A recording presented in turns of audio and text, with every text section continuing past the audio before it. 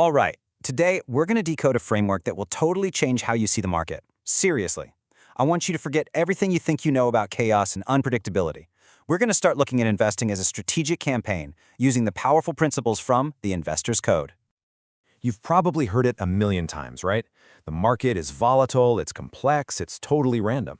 But what if that's just the wrong way of looking at it? What if that very perspective is exactly what's holding most investors back from real success? And that brings us to the core idea here. Imagine the market not as a casino, but as a theater of war. A place where the outcomes aren't decided by luck, but by sharp intelligence, iron discipline, and just flat-out superior strategy. When you see it this way, well, everything changes. And this quote, man, it just nails it. This isn't about chasing hot stock tips or the latest fad. This is about applying a timeless philosophy of conflict to finance. It's about having a real blueprint to turn all that market noise into calculated, strategic opportunities. So let's gear up. It's time to step onto that battlefield and really see what it looks like through the eyes of a commander. Okay, so look at this. This is the massive mental shift we're talking about. The novice? Well, they just see a jumble of confusing numbers. They're terrified of every dip and downturn. But the strategist? They see a grand chessboard. They see a theater of war, where chaos isn't something to fear, it's something to exploit. It's where the opportunities are. It's the difference between being a pawn and being the one moving the pieces. Look, before we even whisper the word profit, there's one rule that trumps everything else: survival. It's simple, really. A general who loses their whole army can't win the war, right? Well, an investor who blows up their account is out of the game. Your number one job always is to protect your capital. That's your army. Guard it with your life. So if your capital is your army, what's your most powerful weapon? It's intelligence, no doubt about it. When it comes to intelligence gathering on this battlefield, you've basically got two main tools. Think of fundamental analysis as checking the structural integrity of a fortress. You're digging deep into a company's health, its real value. It tells you what to buy. Then you've got technical analysis. This is like reading the footprints on the battlefield. You're studying price action, crowd psychology. It tells you when to strike. A great commander knows how to use both. But here's the thing. The most dangerous enemy you'll ever face isn't out there in the market. Nope. It's right between your own ears. Fear, greed, ego, chasing the herd. These aren't just feelings. In this world, they are massive tactical errors. They're what make you buy at the top, panic sell at the bottom, and hold on way too long. Conquering yourself is half the battle. Okay, so we've got our intelligence and we've hopefully got our emotions locked down. Now it's time to actually plan the campaign, to figure out how we're going to deploy our forces. Now this next idea, it's a total game changer for most people. Forget spreading your army thin across 50 different mediocre ideas. That's a recipe for average returns, at best.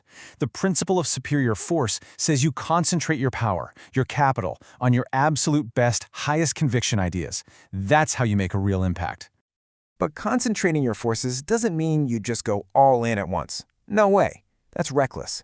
You do it in stages or tranches. First, you send out a scout, a small initial position to test the waters. If things go according to plan and your thesis is being proven right, you send in the reinforcements. And just as important, if things start to look shaky, you have a pre-planned retreat. It's disciplined, it's professional. So what kind of offensive are you going to run? You could go for a blitzkrieg. That's high-growth investing. It's a fast, decisive, high-risk strike on innovative companies you think are about to explode. Or you could opt for siege warfare. That's value investing. It's a slow, patient campaign to surround and acquire solid, undervalued companies for less than they're worth. One's a sprint, the other's a marathon. You have to know which battle you're fighting. And let's get one thing straight, because this is huge. Selling is not failure. Say it with me. Selling is a strategic retreat. It's a vital maneuver.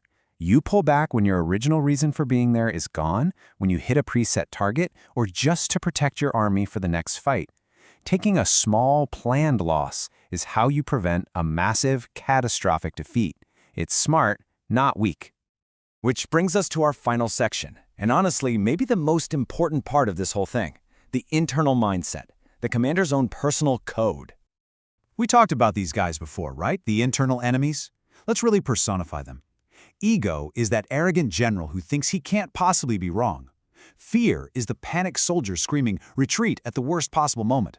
And greed, That's like overextending your supply lines, pushing further and further until your whole position is vulnerable and collapses.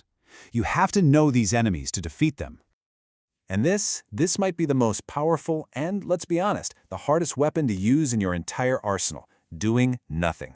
The market is always screaming at you. Do something. Buy, sell, react. But a true strategist knows the immense power of just waiting, conserving your ammo, your cash, and waiting patiently for that perfect, high-probability shot. Sometimes the absolute best move is no move at all. You know, a battle, win or lose, is a total waste if you don't learn from it. That's where the post-battle analysis comes in. You have to review every single engagement, the wins and the losses, without emotion. You ask the hard questions. Was this a failure of intelligence, or did I just break my own rules? Was that win pure skill, or did I just get lucky? You find the flaw, and then you update your code, your own personal rules of engagement, so you don't make that same mistake twice. That's how you get better. Because when you put it all together, you start to realize something. Victory isn't some finish line you cross. It's understanding that this is a continuous, unending campaign. And this final command from our source, it really wraps everything up perfectly. You have to constantly adapt to the changing battlefield. You have to endure the psychological grind. And you have to conquer not just the market, but yourself to win. So the campaign never really ends. You're always in it. The only real question is this: are you going to be just another soldier on the field, or are you prepared to step up and command?